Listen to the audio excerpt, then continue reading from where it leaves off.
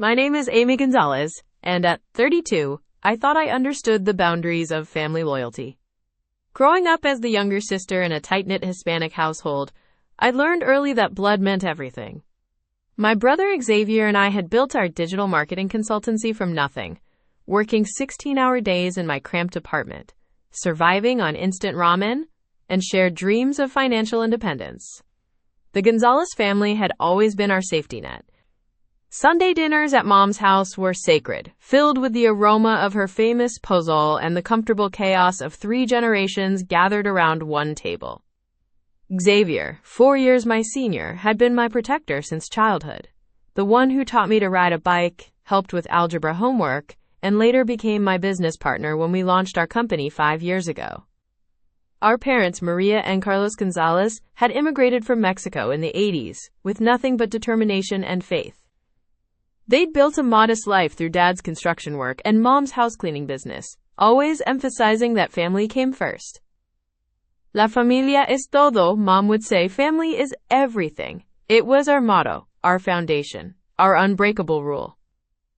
Xavier had always been the golden child, charismatic, ambitious, and blessed with an entrepreneurial spirit that complemented my analytical mind perfectly. While I handled the technical side of our business, managing client data and developing marketing strategies, he was our face, charming potential clients and securing contracts that kept us afloat during lean months. But lately, something felt different during our family gatherings. Subtle glances between Xavier and our cousin Amanda Stewart, who'd recently joined our extended family circle through marriage. Hushed conversations that stopped when I entered rooms. Phone calls that Xavier would take outside, claiming they were just business. The first real warning sign came during my divorce proceedings last spring. When my marriage to David fell apart after 3 years, I'd expected Xavier to be my rock, just as I'd been his during his own relationship struggles. Instead, he seemed distant, distracted, offering hollow reassurances while his attention remained elsewhere. "You'll be fine, Amy," he'd said during one particularly difficult evening when I'd called him crying about the custody arrangements for my stepdaughter. "You're stronger than you think." But his voice carried an odd detachment, as if he were reading from a script rather than speaking from the heart. Our business had been thriving, landing several major contracts that should have secured our financial future, yet somehow money always seemed tight. Xavier handled most of our client relationships and financial arrangements, claiming it freed me up to focus on what I did best, the creative and technical work that had made our reputation. During family dinners, I began noticing how Xavier and Amanda would exchange meaningful looks across the table, how they'd volunteer to help with dishes together, disappearing into the kitchen for extended periods. When I mentioned it to my Aunt Catherine Stewart, Amanda's mother-in-law, she just shrugged and said families were complicated. The unease grew stronger each week. Xavier had always been protective of our business information, but now he seemed almost secretive about client meetings and financial details. When I asked direct questions about our accounts or upcoming projects, he'd deflect with jokes or promises to catch up later that never materialized. Last month, during what should have been a celebration dinner for landing our biggest contract yet, Xavier seemed more interested in his phone than our success. He kept stepping away to take calls, returning with forced smiles and vague explanations about handling some details. Something was wrong in the Gonzalez family, and despite all my analytical skills, I couldn't quite identify what it was. But the feeling in my stomach, that cold, creeping sensation of betrayal, was becoming impossible to ignore. The truth was closer than I realized, and when it finally surfaced, it would shatter everything I believed about family loyalty and the brother I'd trusted with my life. Growing up, Xavier and I had been inseparable. As the youngest Gonzalez siblings, we'd formed an alliance against our older sister Amanda's bossiness and our parents' sometimes overwhelming expectations. When Mom and Dad died in that car accident 5 years ago, Xavier had been my anchor through the grief, helping me navigate the legal complexities of their estate while I could barely function. "We're all we have left," he'd said then, holding me as I sobbed in the funeral home parking lot. "But we're enough, we'll take care of each other." That promise had felt sacred. When I'd suggested starting our consulting firm together 2 years later, Xavier had embraced the idea immediately. My background in data analysis and his natural charisma with clients seemed like the perfect combination. We'd named it Gonzalez Solutions, a testament to our shared vision and family bond. The business had grown faster than either of us had anticipated. My expertise in privacy protection and data security attracted high-profile clients who needed discreet, reliable service. Xavier's ability to wine and dine potential customers brought in contracts I never could have secured on my own. We complemented each other perfectly, or so I'd believed. When my marriage to David fell apart last year, Xavier had been my lifeline once again. David's drinking had escalated, and his relationship with my stepdaughter Emma had become increasingly volatile. The divorce proceedings were messy, complicated by custody arrangements and David's attempts to claim part of my business assets. "Don't worry about the money," Xavier had assured me during one particularly brutal mediation session. "The business is solid. I'll handle the financial side while you focus on getting through this. Emma needs you stable right now." He'd been right about Emma. At 14, she was struggling with her father's behavior and the uncertainty of where she'd live. I'd become her primary caregiver during David's worst episodes, and she'd grown to trust me in ways that made the custody battle even more heartbreaking.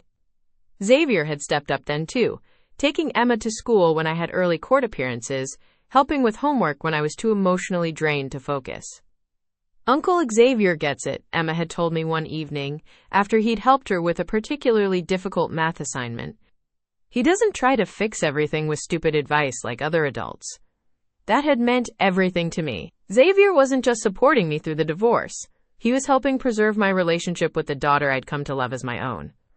But as the months passed, small inconsistencies began to surface. Client payments that Xavier said were delayed seemed to stretch longer than usual. When I asked to review our quarterly reports, he'd promised to pull them together next week repeatedly. Our business account statements, which I'd always had access to, suddenly required his approval for me to view.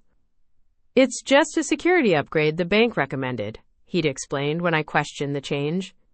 "With all the identity theft issues our clients face, we need to be extra careful with our own information."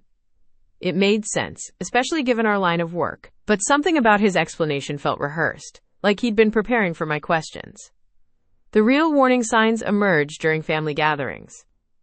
Amanda, who'd always been somewhat distant since her marriage to Robert Stewart, suddenly seemed overly interested in my personal life.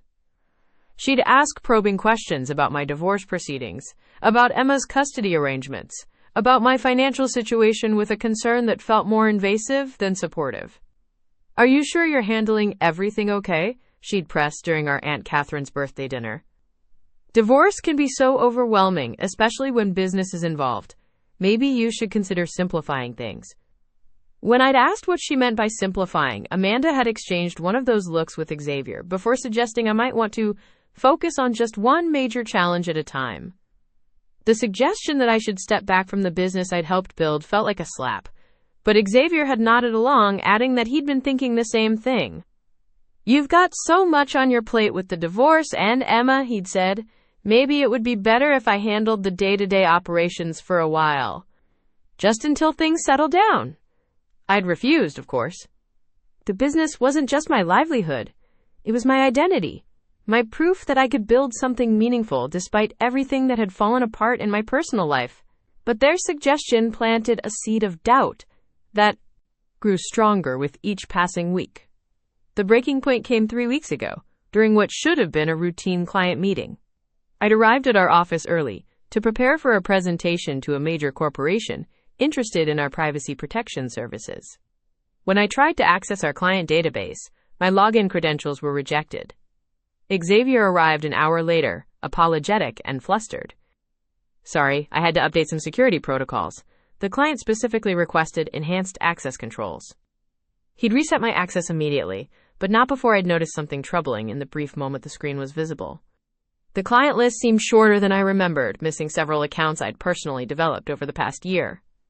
"Where's the Morrison Group contract?" I'd asked, referring to a 6-figure deal I'd negotiated just 3 months earlier. Xavier had paused, his hand frozen over his coffee cup. "They decided to go with a different firm. I meant to tell you, but with everything you're dealing with."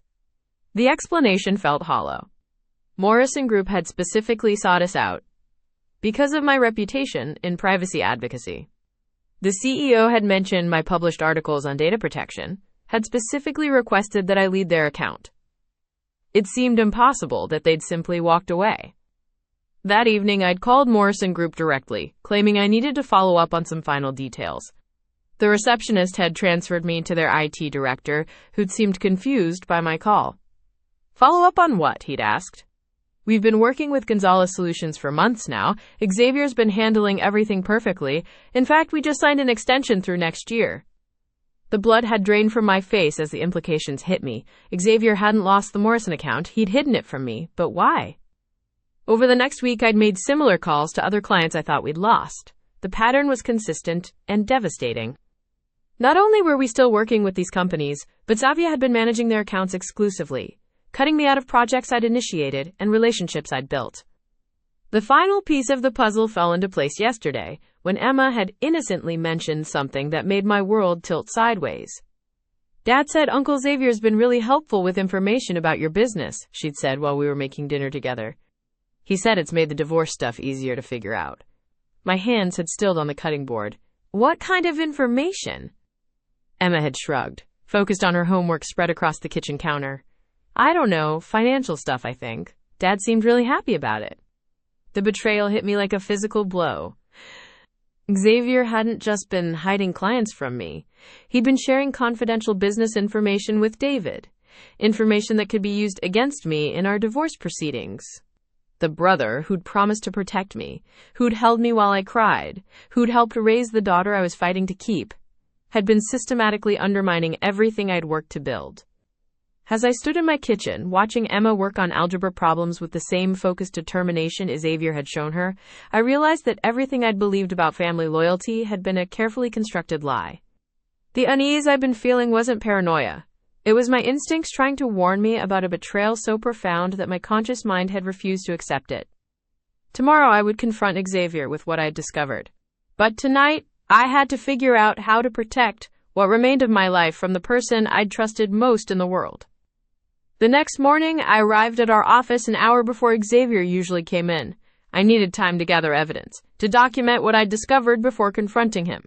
My hands shook as I accessed our shared client database, printing emails and contracts that proved the Morrison account and 3 others were still active and profitable. Xavier walked in at exactly 9:30, carrying his usual coffee and wearing that easy smile that had once made me feel safe. Today, it looked like a mask. You're here early, he said, settling at his desk across from mine. Everything okay? I placed the printed emails between us. I called Morrison Industries yesterday. The smile faltered for just a moment before returning, but I caught it. Amy, what are you?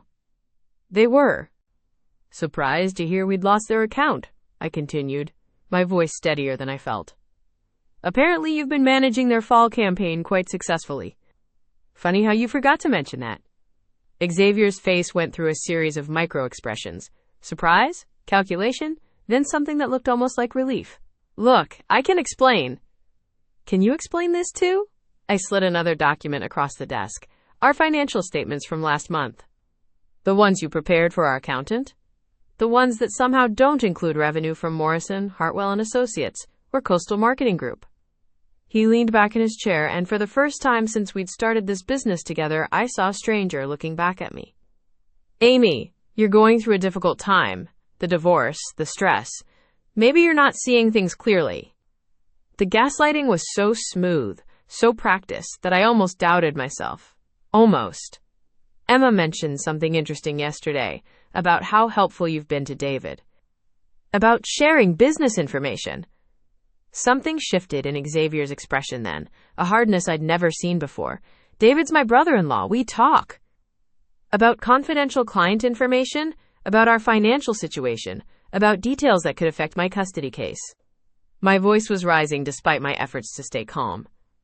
You promised to support me through this divorce, Xavier. You held me while I cried about losing Emma. I am supporting you, he said, but his tone had gone cold. I'm trying to help you see reality. This business was struggling before your divorce. You've been so distracted, so emotional. Stop. The word came out sharper than I intended. Just stop lying to me.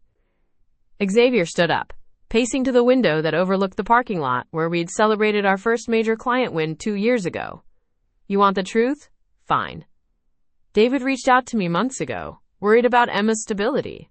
about whether you could provide for her properly. The betrayal cut deeper than I'd expected. So you decided to sabotage our business to prove his point? I didn't sabotage anything, I protected it. You've been making poor decisions, taking on clients we can't handle, overextending our resources. Someone had to think clearly. By hiding active accounts from me? By preparing false financial statements? Xavier turned back to face me, and I saw something in his eyes that made my stomach drop. This wasn't a moment of weakness or poor judgment. This was calculated. David's a good father, Amy. Emma needs stability, not a mother who's barely keeping her business afloat. The pieces clicked into place with sickening clarity. How long have you been planning this? Planning what? This. All of it. The hidden accounts. The financial manipulation. Feeding information to David. I stood up, my legs unsteady. How long have you been working against me? Xavier's silence was answer enough. My phone buzzed with a text from our cousin Diana Stewart, the only family member who'd consistently supported me through the divorce. Can you meet for lunch? Important. I grabbed my purse and the evidence I'd printed. I'm taking the rest of the day off. Amy, wait. No, I turned back at the door. You're my brother. You were supposed to protect me, not destroy me. An hour later, I sat across from Diana at a quiet cafe downtown, spreading the documents between us like evidence at a crime scene. Diana worked as a forensic accountant, and I watched her professional mask slip into place as she reviewed the papers. This is systematic financial fraud, she said quietly. He's been maintaining 2 sets of books, one that shows the business struggling, and the real one that shows healthy profits. Can David use this against me in court? Diana nodded grimly. If he can prove you're financially unstable, it strengthens his custody case significantly. But Amy, this goes beyond the divorce. Xavier's been embezzling from your shared business. The word hit me like a physical blow. Embezzling? Look at these account transfers. He's been moving money from your shared business account into a personal account. Small amounts, spread over months, but it adds up to nearly $30,000. I stared at the numbers, trying to process what Diana was telling me. I trusted him with everything. I know. Diana reached across the table and squeezed my hand. But we're gonna fix this. I'm gonna help you document everything, and then we're calling a lawyer. Over the next 3 days, Diana and I worked methodically through 5 years of business records. The pattern of deception was staggering. Xavier had been skimming money almost from the beginning, but the theft had accelerated dramatically after my separation from David. He'd also been systematically undermining my client relationships, positioning himself as the more reliable partner while making me appear unstable and unreliable. The hardest part was calling our parents. Mom answered on the second ring, her voice bright with the false cheer she'd been using since the divorce proceedings began. Amy, sweetheart, how are you holding up? Mom, I need to tell you something about Xavier. The silence stretched long enough that I wondered if the call had dropped. Finally, she spoke, her voice careful. What about Xavier? I explained everything. The hidden accounts, the stolen money, the information sharing with David. With each revelation, the silence on the other end grew heavier. Are you sure about this? Mom finally asked. Xavier's been so worried about you, about the business. I have documentation, Mom. Bank records, emails, client communications. Diana's reviewed everything. Another long pause. Your father and I will need to see the evidence ourselves. That evening, our parents came to Diana's house, where we'd spread the financial records across her dining room table like a war room. Dad, usually quick with jokes and easy smiles, sat in grim silence as Diana walked them through the evidence. Mom kept shaking her head, as if she could make the numbers lie. $30,000, Dad said finally, over 2 years. And the client information he shared with David could cost Amy custody of Emma, Diana added. This isn't just sibling rivalry, this is fraud. Mom looked up at me with tears in her eyes. What do you want us to do? I want you to understand that I'm not the unstable one in this family, I said. I want you to stop treating me like I'm falling apart, and start seeing that I've been fighting for my life, while my own brother tried to destroy it. The confrontation with Xavier happened 3 days later, in our parents' living room with the whole family present. I'd spent the morning with my lawyer, filing a police report for embezzlement and preparing to dissolve our business partnership. Now I sat across from my brother, watching him realize that his carefully constructed deception was crumbling. "You called the police?" he said, his voice incredulous. "I'm your brother." "You stole from me," I replied. "You betrayed my trust and tried to help David take my daughter away." Xavier looked around the room, seeking support from our parents, from Diana, from anyone who might still believe his version of events. He found none. "I was trying to help," he said, but the words sounded hollow even to him. "David was worried about Emma's stability." "Stop," Dad said, his voice carrying an authority I hadn't heard since childhood. "Just stop, Xavier. We've seen the evidence." The meeting lasted 2 hours. By the end, Xavier had admitted to taking the money, claiming it was temporary borrowing to cover personal expenses. He'd admitted to sharing business information with David, justifying it as concern for Emma's welfare. But he couldn't explain away the systematic deception, the false financial statements, or the deliberate sabotage of my client relationships. As we prepared to leave, Mom pulled me aside. "I'm sorry," she whispered. "I should have seen what was happening. I should have protected you better." For the first time in months, I felt like I could breathe. The validation I'd been craving, the support I'd needed, was finally there. But it came at the cost of losing the brother I'd thought I knew. Walking to my car, I felt Diana fall into step beside me. "What happens now?" I looked back at our parents' house, where Xavier still sat at the kitchen table, probably trying to figure out how to salvage his reputation and avoid criminal charges. "Now I rebuild," I said. "My business, my relationship with Emma, my trust in family. But this time, I do it with my eyes wide open." The silence between Diana and me felt different from the oppressive quiet that had haunted me for months. This silence held possibility, the space for something better to grow.